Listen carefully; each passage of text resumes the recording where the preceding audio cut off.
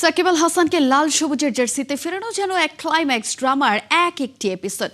Mister 75কে দূরে রাখা কি কেবলই নীতিগত অবস্থান ছিল, নাকি এর পেছনে লুকিয়ে ছিল সাবেক ক্রীড়া উপদেষ্টা আসিফ মাহমুদের কোনো সূক্ষ্ম মাস্টার প্ল্যান?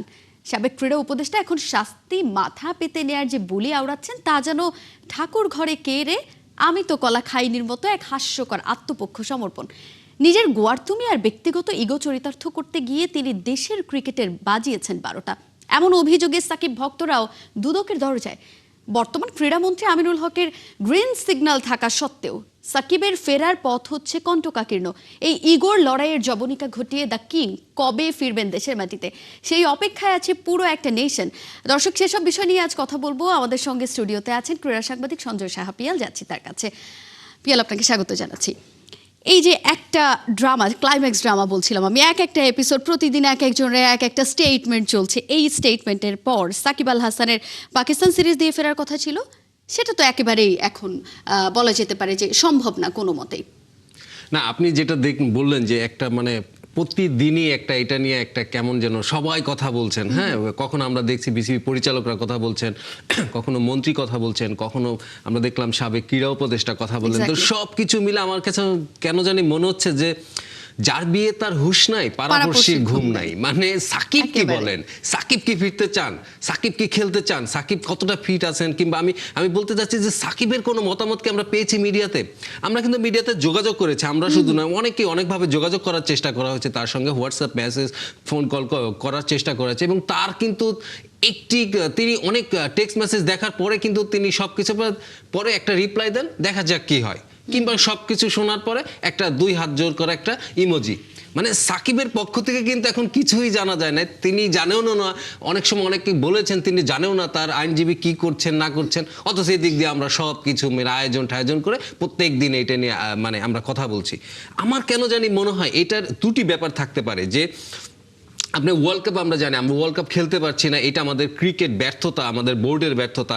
সেটা ঢাকার জন্য তার একটা হইচই দরকার ছিল, তাদের অন্য একটা ইস্যু দরকার ছিল, সেটা একটা হতে পারে। এই কারণেই সাকিব ইস্যু নিয়ে আসা। এবং আরেকটি ব্যাপার হতে পারে, আপনি খেয়াল করে দেখবেন যে সাকিব ইস্যুটা আনা হয়েছে 24 কি 25 জানুয়ারি, এবং নির্বাচনের আগে, মানে আমাদের নির্বাচনের আগে এই ইস্যুটা আনা হয়েছে। তো এখন বিসিবি কি এমন হলো যে সাকিবের খুব তাদের সাকিবের জন্য দরদ উঠলো যে তাকে আনতেই হবে। দলের জন্য তাদের কি এমন ভালোবাসা যে দলটিকে আপনি টি-20 ওয়ার্ল্ড কাপে খেলতে পাঠালেন না, সেই দলের জন্য এখন সাকিব আল হাসানের আপনার দরকার। হ্যাঁ, আমার মনে হয় এখানে একটা রাজনৈতিক একটা খেলা চলছে।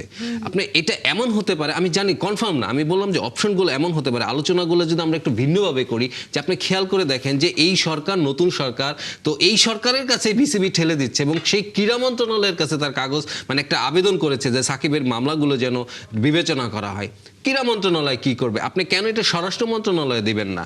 আর আপনি যখন এই ক্রীড়ামন্ত্রীর কাছে এত মানে আপনি বলটা ঠেলে দিচ্ছেন এই সরকারের কোর্টে, আপনার তো গত সরকারের সেই সুযোগটা ছিল। আপনি 25 তারিখে সেই সিদ্ধান্তটা নিয়েছেন সাকিবের ব্যাপারে, তখন তো ক্রীড়া উপদেষ্টা এবং আইন উপদেষ্টা একই লোক ছিলেন। তাহলে তাকে কেন দিলেন না? আপনি এখন কেন দিচ্ছেন? কারণ এই ইস্যুটা নিয়ে একটা দ্বিধাভক্তি থাকে। সাকিব আল হাসানের দেশে ফেরা কিংবা না ফেরা, এই সরকার যে সিদ্ধান্তই নেক সেটা নিয়ে কিন্তু আলোচনা হবে। একটা পক্ষ কিন্তু একটা বিরূপ প্রভাব দেখাবে, এবং সেই প্রভাবটা এই সরকারের উপরেই পড়বে। সাকিবকে যদি আপনি ফেরান, তাহলে একটা পক্ষ খুশি হবে, আরেকটা পক্ষ অখুশি হতে পারে। আবার না ফেরালেও একটা পক্ষ খুশি হবে, আরেকটা পক্ষ অখুশি হবে। তো কোনো একটা পক্ষ কিন্তু অখুশি হচ্ছে, এবং সেইটা কিন্তু সরকারকে বিব্রতকর অবস্থায় ফেলে দিতে পারে, এবং এটা নিয়ে রাজনীতি হতে পারে। প্রত্যেক দিন এই জন্য কথা হচ্ছে। আমার মনে হয় যে এই অ্যাঙ্গেলটা একটা দেখা যেতে পারে। আর আমি আরেকটা জিনিস বলতে চাচ্ছিলাম যে বিসিবিতে দেখেন, বিসিবিতে আমাদের কিন্তু এখন একজন টকিং টম আছে, তিনি মানে সব সময় কথা বলতে পছন্দ করেন, এবং এই ইস্যুগুলো নিয়ে তিনিই হ্যান্ডেল করছেন। এবং আপনি খেয়াল করে দেখবেন যে সুর সাধনার বদলে তিনি কিন্তু এখন প্রতিদিন একে ওকে নিয়ে এই কথা এই মন্তব্য নিয়ে একটা বাজে রেওয়াজ তৈরি করছেন। তো সবকিছু মিলে খেলা নাই মাঠে, মানে বিশ্বকাপ খেলতে পারছি না, ক্রিকেটের নিউজ নাই, এই হাবিজাবি নিয়ে আসলে আমাদের মানে দৌড়াইতে হচ্ছে। সাকিবের দেশে ফেরা, আমি এখনো মনে করি এটা আপাতত যে বাস্তবতা এবং সবকিছু মিলে আমি হয়তো আশা করি যে তিনি খেলবেন, কিন্তু আপনি ক্রিকেটীয় ব্যাপার দেখেন, তিনি এখন 30, ওয়ার্ল্ড কাপের সময় 40 হবে। এই এজের একটি আপনি প্লেয়ার নিয়ে আপনি কি করবেন? মানে আপনি কতটা আপনি হবেন ক্রিকেট ক্রিকেটীয় ব্যাপার থেকে দেখলে এতটা আপনার ইন্টারেস্ট নাই এখানে। আপনি সব মিলে আমার কাছে কেন জানি মনে হচ্ছে আসলে এই ব্যাপারটি নিয়ে আসলে অন্য কিছু খেলা হচ্ছে। এখানে আসিফ মাহমুদ সজীব ভুঁইয়ার স্টেটমেন্টগুলো যদি আমরা একটু কোট করতে চাই, যে তিনি এখন আসলে বলছেন যে সাকিবকে খেলতে দেননি, সেটা যদি অন্যায় হয়ে থাকে তাহলে সে যে কোনো শাস্তি মাথা পেতে নিতে রাজি আছেন। এই স্ট্যান্ডটা, সে এখন যে স্ট্যান্ড নিচ্ছে, এইটা আসলে কি খুব একটা হালকা বিষয় মনে হচ্ছে না আপনার কাছে? দেখেন, আমি এটা নিয়ে আলোচনাই করতে যাচ্ছি না, কারণ তিনি এখন একজন রাজনৈতিক ব্যক্তিত্ব, তার কথাবার্তার ভিতরে কিন্তু ওই ব্যাপারটা থাকবে। আমরা যদি ক্রিকেটীয় আলোচনায় করি, যে আপনার যে ক্রিকেটের ব্যাপারে এখন সাকিব কতটা অপরিহার্য কিংবা কতটা এই মুহূর্তে দলের সঙ্গে আসা দরকার তার, আমি মনে করি, আমি চাই যে তিনি আসুক, খেলুন, তার স্বাভাবিক জীবক আপনার ক্রিকেটীয় ব্যাপারগুলোতে আসুক, কিন্তু আসলে এটা এখন বাস্তবসম্মত না। এবং আমার মনে হয় যে এখনো সাকিবকে নিয়ে আসলে ওই চেকমেট খেলাগুলো চলছে অনেকের ভিতরে। এই বোর্ডেরও অনেক আছে, আপনার যেটা বলতে চাইলাম যে এই বোর্ডের ভিতর কিন্তু আপনার একতা আমরা কিন্তু দেখিনি। এই বোর্ডে বিসিবিতে এখন চলছে আসলে মোরগ লড়াইয়ের মতন, ওরে ল্যাং দিয়ে মানে করতে চাচ্ছে, নিজে ভালো হতে চাচ্ছে, নিজে দূরে দূরে থাকছে, পরে সুযোগ মতন সামনে চলে আসবে। এই যে ব্যাপারটি চলছে ক্রিকেট বোর্ডের ভিতরে, আমার মনে হয় যে সব কিছু মিলে সাকিবকে দিয়ে তারা চেকমেট করতে চাচ্ছে, এটা এর বেশি আর কিছু না। দুদকে আসলে সাকিব ভক্তরা একটা অভিযোগ করেছেন আসিফ মাহমুদ সজীব ভুঁইয়াকে নিয়ে।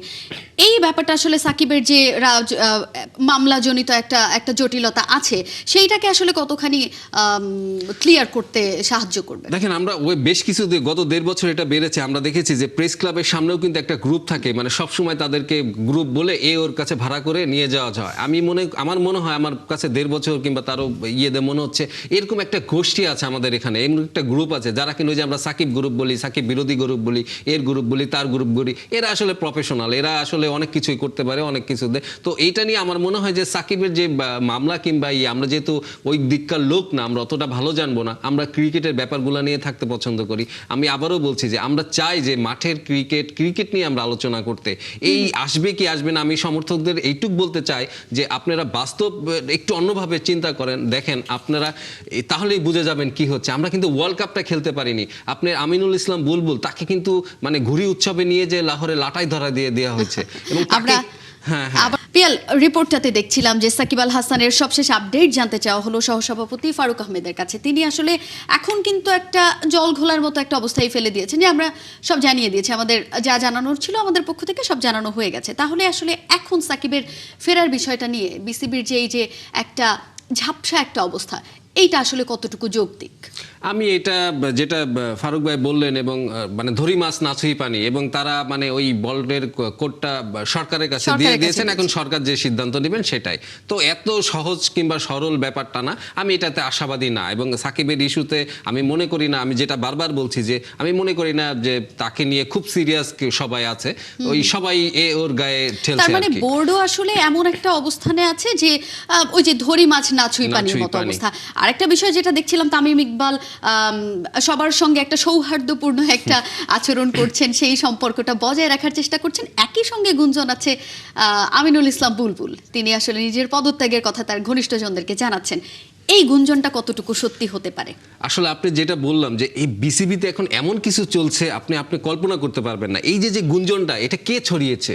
নিশ্চয়ই কেউ ছড়িয়েছে, বিসিবির কোনো পরিচালক, যে এরকম তো বুলবুল বলেছে আমাকে যে এরকম তিনি পদত্যাগ করবেন। তো এইটা কিন্তু আমি যেটা বললাম, তাদের ভিতরে মোরগ লড়াই চলছে, হ্যাঁ, একজন আরেকজনকে ল্যাং মারার। এবং এই গুজব তারা মিডিয়াকে দায়ী করে, নিজেরা কিন্তু খেয়াল করে না যে এই লিগগুলা কে করছে, এই মিডিয়াকে এইগুলা কে বলছে। মিডিয়া আসলে তথ্য পায় কোত্থেকে, ভেতর থেকে না আসলে। এবং আপনি যেটা বললাম যে আমিনুল ইসলাম বুলবুল এখন মেলবোর্নে, তিনি গত মাসে এবং ওয়ার্ল্ড কাপ খেলা না নিয়ে তার যে ভূমিকা এবং যা করেছেন তিনি, তারপরে তার মনে হয় আমি অন্তত করি না, তিনি ব্যর্থ একজন বিসিবি প্রেসিডেন্ট, এবং তার আসলে কিছু মানে মেলবোর্ন থেকে তার ফেরার নৈতিক দায়িত্ব নাই।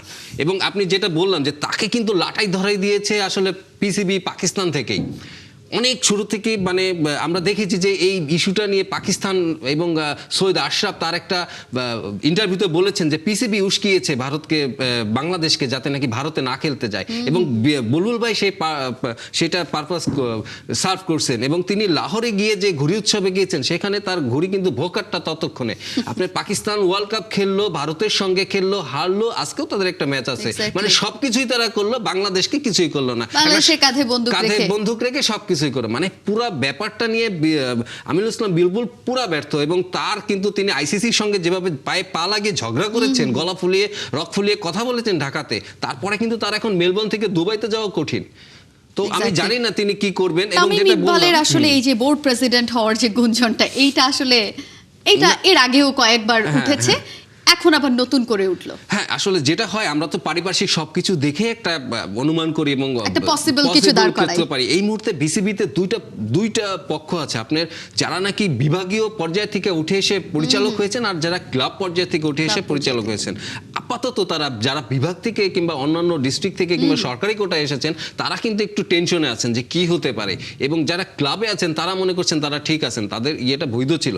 তো সব মিলে এখানে তামিম ইকবালকে দেখলেই কিন্তু, যেহেতু তিনি নির্বাচনে ছিলেন এবং পরবর্তীতে তিনি উঠে এসেছিলেন, তাকে দেখলেই কিন্তু একটা পক্ষ আছে তাদের একটু ভয় ভয় আতঙ্ক থাকে, আর একটা পক্ষ কনফিডেন্স পায়। তো সবকিছু মিলে আমার মনে হয় যে আগামী ক্রীড়া প্রতিমন্ত্রীকে বিসিবিকে নিয়ে, শুধুমাত্র বিসিবিকে নিয়ে, বিসিবির এই ব্যাপারগুলো নিয়ে আনঅফিসিয়ালি হোক, এটা অফিসিয়ালি ক্যামেরার সামনে করতে হবে না, তাদেরকে আসলে বসতে হবে যে কি চলছে বিসিবিতে। ক্রিকেটটা কিন্তু আপনার এখন, আমি যেটা বললাম যে একটা টুর্নামেন্ট আমাদের চলছে, ঘরোয়া টুর্নামেন্ট, তবে হাইব্রিড মডেলে, মানে এটা একটা ক্লাব ফুটবল, ক্লাব ক্রিকেট বাদ দিয়ে, ঢাকার ক্লাব ক্রিকেট ঐতিহ্যবাহী সেই ক্লাব ক্রিকেটটা বাদ দিয়ে সেই সময় আপনি এটা হাইব্রিড একটা খেলা খেলছেন, এটা সমাধান না।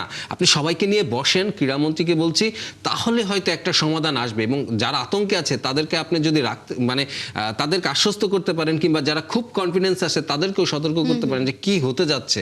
আমরা খেলতে চাই, আমরা খেলার ভিতর থাকতে চাই, আমাদের ন্যাশনাল টিমকে নিয়ে স্বপ্ন দেখতে চাই, সবকিছু নিয়েই আমরা করতে চাই, কিন্তু আমরা আসলে এই কাদা ছোড়াছুড়ি পছন্দ করি না। আপনাকে অসংখ্য ধন্যবাদ পিয়াল। আমরাও প্রত্যাশা করি আসলে ক্রিকেটের যে ক্রান্তিকাল সেটা উতরে গিয়ে সাকিব আল হাসান দেশে ফিরুক এবং ক্রিকেটটা আবারও চেনা ছন্দে ফিরে আসুক। আপনাকে অসংখ্য ধন্যবাদ। দর্শক, আমরা ক্রিকেট নিয়ে বিভিন্ন বিষয় নিয়ে কথা বলছিলাম। আমাদের সঙ্গে স্টুডিওতে যুক্ত ছিলেন ক্রীড়া সাংবাদিক সঞ্জয় সাহা পিয়াল। চলছে খেলা যোগ, ফিরছে একটা বিরতির পর। ৭১-এর সাথেই থাকুন।